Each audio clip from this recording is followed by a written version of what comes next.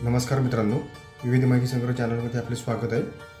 आज आपण वीर बापूराव गायधनी राष्ट्रीय शौर्य पुरस्कार याबद्दल थोडक्यात माहिती पाहणार आहोत।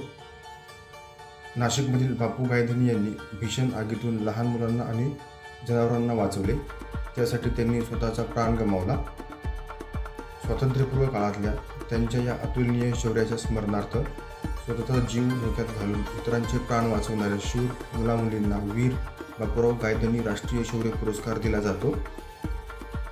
दरवर्षी असे जास्तीत जास्त 3 पुरस्कार दिले जाऊ शकतात। राष्ट्रीय बाल कल्याण परिषदेच्या वतीने दिले जाणारे हे शौर्य पुरस्कार स्थानिक जिल्हाधिकाऱ्यांच्या शिफारसीने दिले जातात। रोख रक्कम, पदक आणि प्रमाणपत्र असे या पुरस्काराचे स्वरूप असते।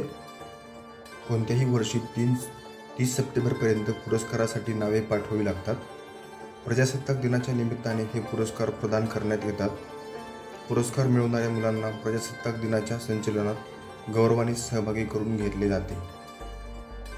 धन्यवाद मित्रांनो, संपूर्ण व्हिडिओ पाहिला त्याबद्दल। व्हिडिओ आवडला असेल तर लाईक, शेअर आणि सबस्क्राईब करा।